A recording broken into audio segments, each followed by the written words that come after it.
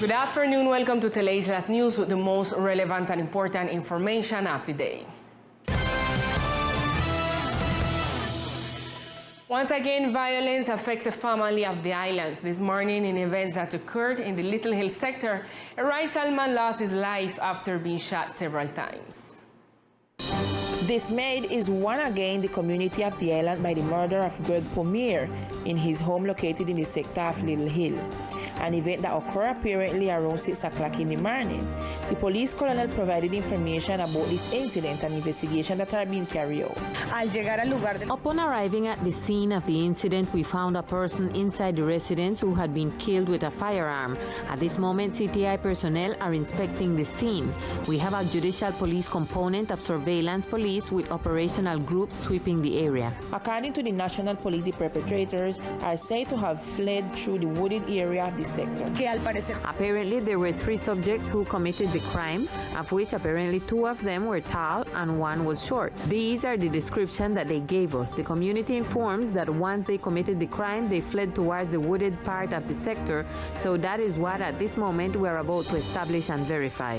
The institution continues the investigation on the case, which at this time is being led by the Technical Body of Investigation, CTI, from whom they will be receiving information in the coming hours.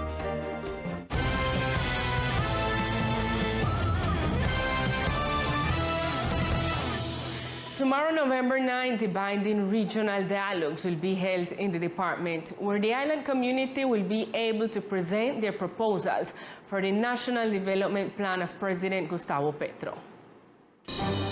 With the purpose of building a national development plan that addresses the needs of the country's regions, the national government has developed the binding regional dialogues, where citizens may express their ideas for the construction of the document that will serve as a roadmap to set programs, investments, and goals for the 4-year term. On November 9th, islanders will have an appointment to make their proposal known. The bidding regional dialogues are part of the initiative of President Petro for the National Development Plan to be built in a participatory manner. The whole country and the inhabitants of the archipelago are going to propose to make recommendation on what should be the content of the development plan.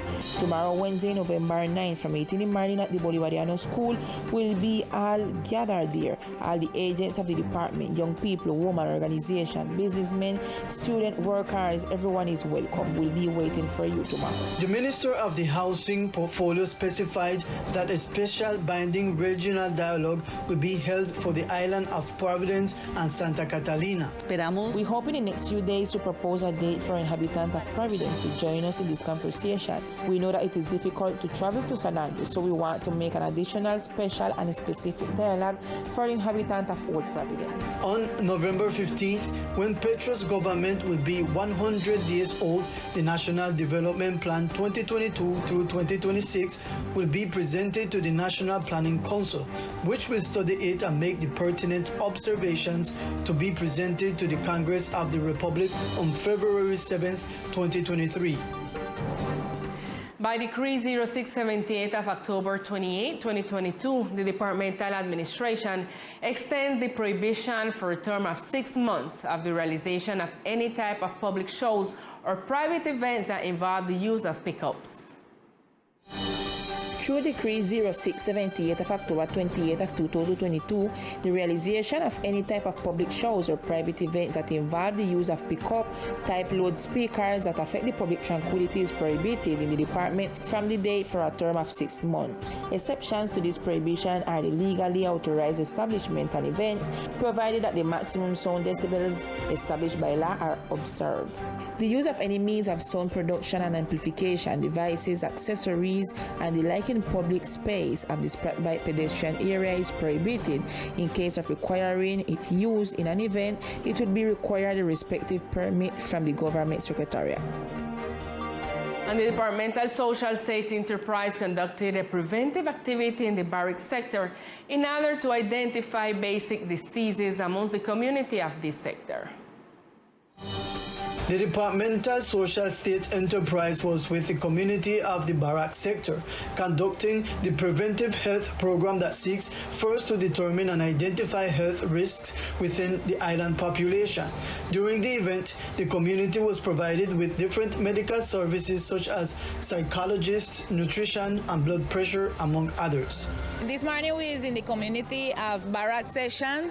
We bring here different professionals speaking about changes of lifestyle, about the correct way of eating, and how to make the exercise so that our lifestyle may impact in the health system of this section. During the event or activity, they also conducted recreational activities with the children in the sector. We have an area of making exercise with some professionals. We have psychologists, nutrition.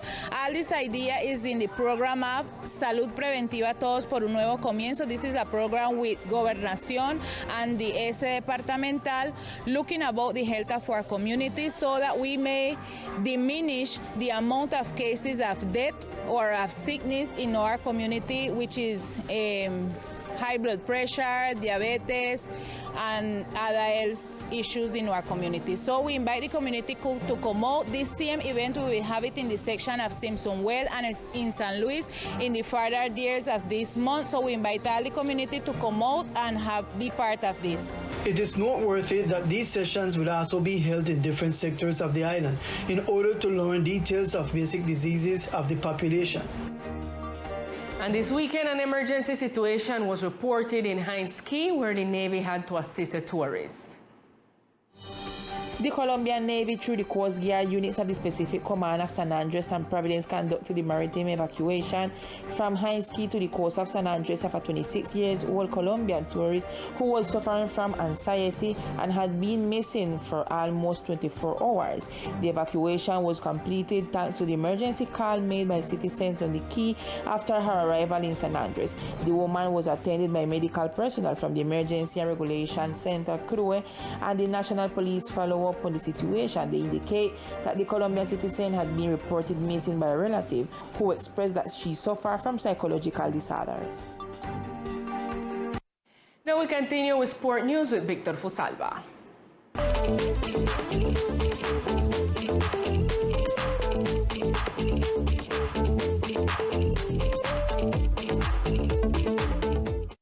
Hello, here are the best sports of the island. And this time, Sport Club Seahorse is crowned champion of the juvenile football tournament organized by the Departmental League.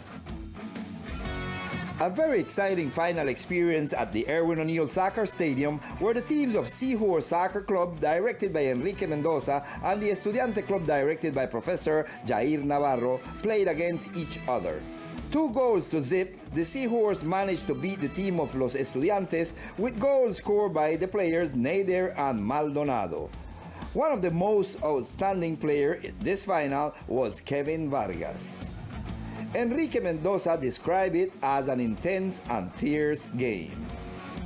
In a tournament where there were 8 teams, we lost only 1 game. We reached the elimination round, qualified, and reached the final where, thanks to the Lord, we won 2-0 against Los Estudiantes, where Nader and Maldonado scored the 2 goals. It was a very tough, intense game because the team we were playing is a team that has been doing a good job by Professor Jair. So we knew that the final was not going to be easy, but the boys were determined. They didn't forget to play good soccer, and that's how we got the victory. It is a long work I have been doing with my partner David Castro, so the merit is not only for me but also for him because we work together. It is a work not only of today but for many years with this process of working with these children who today are already in the stage of 16. It was a successful tournament for us because it was a hard-fought tournament. There were many setbacks. We had the soccer sanctioned. We had a central defender sanctioned, a midfielder sanctioned for the final who were starters, but this is soccer. We were crowned champions. May the glory and honor go to the Lord. This was the award ceremony by the Departmental Soccer League headed by the president Lyle Newball and Miguel El Flati Jimenez. Deserve award for the team coaches by David Castro and Enrique Mendoza, who have been working with a lot of discipline, demonstrating it with results.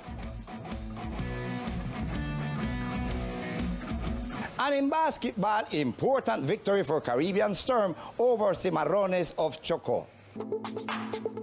The Caribbean, after 2 consecutive victories against the Cali team coached by Professor Guillermo Moreno, achieved their next victory against the Cimarrones of Chocó.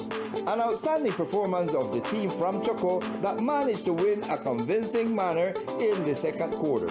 The Caribbean team went to the dressing room where Professor Ivan Garcia made his adjustments to defeat the team of Chocó in the third quarter and then adjust this defensive and offensive weapons to achieve the final win over Cimarrones team by a score of 65-58 with a stellar night by Samario Andrés Ibargüen.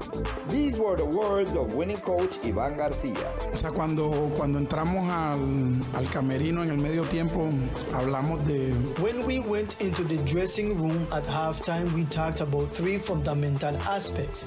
The first one being that we had to follow the tactical plan we had talked about, how we were going to play offense and how we wanted them to play defense. We had planned the offense that was not happening. They were desperate and very anxious, and that was what playing against us. That was one of the aspects we made some adjustments to change. The other adjustment we made was to play the tactical situations we had already worked on. We knew they were going to adjust las on situaciones defense, and we had to tácticas also make some adjustments for that. Sabíamos que ellos iban a ajustar en defensa. Nosotros también habíamos hecho unos ajustes para eso. Y eso fue lo siguiente. Y lo tercero fue tener más cabeza y no ir al desespero. Estábamos muy desesperados. O sea, había ansiedad de ganar, pero la ansiedad se estaba traduciendo en no encontrar la forma adecuada para ganar el juego. Al final logramos ajustarnos un poco y eso, gracias a Dios, nos dio lo suficiente para ganar. Estamos convencidos que mañana vamos a tener un mejor juego, vamos a analizarlo, vamos a ajustarlo en torno a lo que hoy ocurrió, pero no todos los juegos son ni tan buenos ni tan malos, pero lo importante es que de cada juego... The Caribbean Storm team started this semi-final phase against Cimarrones of Chocó on the right foot and is expected to make adjustments for the next win tonight at the Ginny Bay Coliseum, according to Ivan Garcia. And this will be all in sports for the moment. I am Victor Fusalba, Teleislas News. Thank you, Victor. With Sport News, we reach to the end of this broadcast. We see you tonight at 8 p.m. with more Teleislas News. Good afternoon.